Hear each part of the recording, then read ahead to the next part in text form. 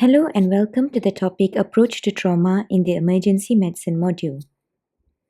By the end of this session, you should be able to understand the ATLS protocol, outline the classification and types of trauma, discuss the pathophysiology and causes, describe the clinical manifestations of trauma, discuss the investigations done for lab and imaging studies, as well as explain the steps to trauma assessment and medical and surgical approach. Let's get started. So what is ATLS protocol? The ATLS protocol aims to reduce trauma mortality during the golden hour. The primary survey is a systematic approach to identifying life-threatening injuries. The trauma surgeon plays a key role in implementing the correct sequence of diagnostic studies and therapeutic interventions. The Advanced Trauma Life Support or ATLS protocol, as outlined by the American College of Surgeons, dictate the initial management and resuscitation of all trauma patients. The ABCs of trauma lay out the basic priorities in order of the initial evaluation of the trauma patient. So ATLS course is a continuing medical education program that was adopted by the American College of Surgeons Committee on Trauma back in 1979. The care during the golden hour is a primary focus of ATLS when rapid assessment, resuscitation, and often operative intervention improve survival and decreases associated morbidity dramatically. ATLS is updated periodically and the most recent is in 2004 to include more interactive sessions. The course goals are to educate the physician first responder in initial assessment and resuscitation of the multiple injury trauma patients, to standardize the acute care of the multiple injured patient across multiple specialties and disciplines, to improve the process of care and mortality at hospitals that have adopted the ATLS course as mandatory training, and to improve or facilitate the rapid transfer of injured patients to the appropriate level of trauma care. Now, injuries generally are classified by either severity, the location of damage, or combination of both. Major trauma sometimes is classified by body area, and these injuries affecting 40% are known as polytrauma, 30% head injuries, 20% are chest trauma, 10% abdominal trauma, and 2% extremity trauma. There are three main types of trauma, which is acute, chronic, and complex trauma. Acute trauma results from a single incident. Chronic trauma is repeated and prolonged, such as domestic violence or abuse. Complex trauma is exposure to varied and multiple traumatic events, often of an invasive, interpersonal nature. The body responds to traumatic injury both systemically and also at the injury site. This response attempts to protect vital organs such as the liver to allow further cell duplication and heal the damage. The healing time of an injury depends on various factors including the sex, age, and the severity of the injury. So the symptoms of injury may manifest in many ways, including altered mental status, fever, increased heart rate, generalized edema, increased cardiac output, and increased rate of metabolism. Various organ systems respond to injury to restore homeostasis by maintaining perfusion to the heart and brain.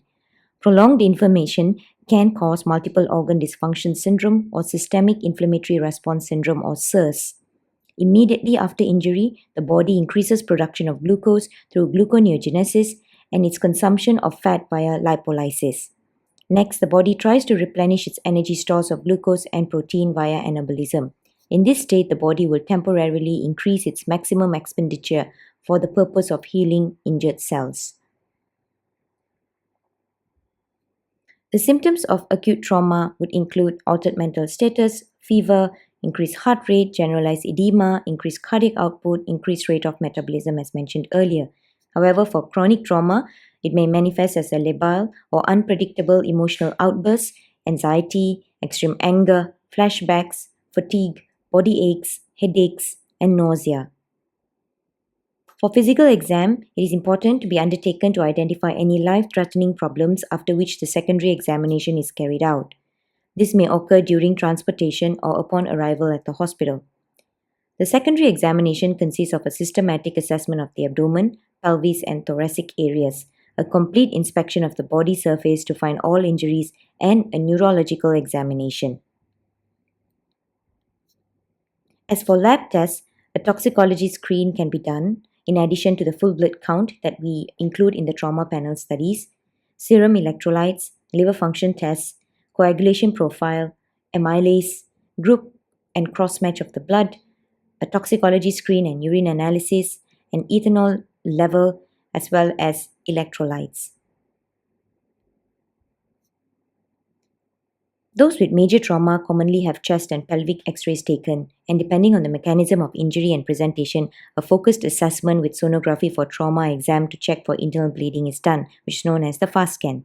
For those with relatively stable blood pressure, heart rate, and sufficient oxygenation, CT scans are useful. Full body CT scans, known as PAN scans, improve the survival rate of those who have suffered major trauma. These scans use intravenous injections for the radiocontrast agent, but not oral administrations. CT scan of the brain is often done and is the first imaging study performed of the head and neck region. CT scan with orbitofacial cuts can be performed in the stable patient in whom maxillofacial trauma is suspected. CT scan of the neck often is useful for neck injuries. For instance, CT scanning of the neck performed with 1 mm cuts of the larynx is an excellent diagnostic tool for laryngeal fractures. Additionally, in stable patients with penetrating neck injury, the use of IV contrast and oral gastrografin contrast with CT scanning may help elucidate vasculature or pharyngoesophageal injuries. So what is a FAST scan in trauma? A FAST scan is a limited bedside ultrasound exam that seeks to quickly detect free and intra-abdominal fluid or cardiac complications. The extended FAST or E-FAST expands the examination to assess for pneumothorax. Now let's take a look at the steps to trauma assessment. We have the rapid patient assessment sequence. This begins with sending the survey, simultaneous actions, which include assessment of airway, assessment of breathing, supporting ventilations, assessment of circulation, and control of bleeding. Moving on to assessment of the head, which is quickly done. Determining if the patient is in critical trauma, the load and go or treat patient at the scene, get the baseline vitals, a sample history, and detailed physical exams. As for the general principles for management of suspected fractures or dislocations, we begin with calming and reassuring the patient first. Recognize and assess fracture or dislocation. Cut away the clothing and remove jewelry from the injury site. Splint the fractures in a manner that immobilizes the joint above and below the fracture site. All fractures should be splinted in the position of function without using excessive force or causing the patient to experience extreme pain. Distal pulses and neurological function should be checked before and after splinting. Straighten angulated fractures of long bones with gentle traction prior to splinting. Cover all open wounds with sterile dressings prior to application of a splint. Pad all splints to prevent excessive pressure. Apply cold packs to ischemic fractures from site of injury to distal end. Immobilize fractures prior to movement of the patient. Leave fingers and toes exposed if possible. Wrap extremities distal to proximal, and splints should not impair circulation. Elevate the extremities following immobilization where possible. Pre-hospital use of stabilization techniques improves the chance of a person surviving the journey to the nearest trauma-equipped hospital.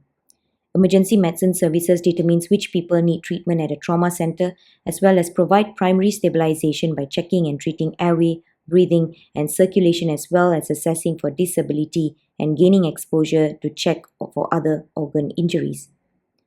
Spinal motion restriction by securing the neck with a cervical collar and placing the person on a long spine board was of high importance in the pre-hospital setting, but due to lack of evidence to support its use, the practice is losing its favor. Instead, it is recommended that more exclusive criteria be met, such as age and neurological deficits, to indicate the need of these adjuncts. In the hospital, management of those with trauma often requires the help of many healthcare specialists, including physicians, nurses, respiratory therapists. Generally, the first step of managing trauma is to perform a primary survey that evaluates a person's airway, breathing, circulation, and neurologic status. These steps may happen simultaneously or depend on the most pressing concerns, such as tension pneumothorax or major arterial bleed. Indications for intubation include airway obstruction, inability to protect the airway, and respiratory failure. Examples of these indications include penetrating neck trauma, expanding neck hematoma, and being unconscious. In general, the method of intubation used is rapid sequence intubation followed by ventilation, though intubating in shock due to bleeding can lead to arrest and should be done after some resuscitation whenever possible.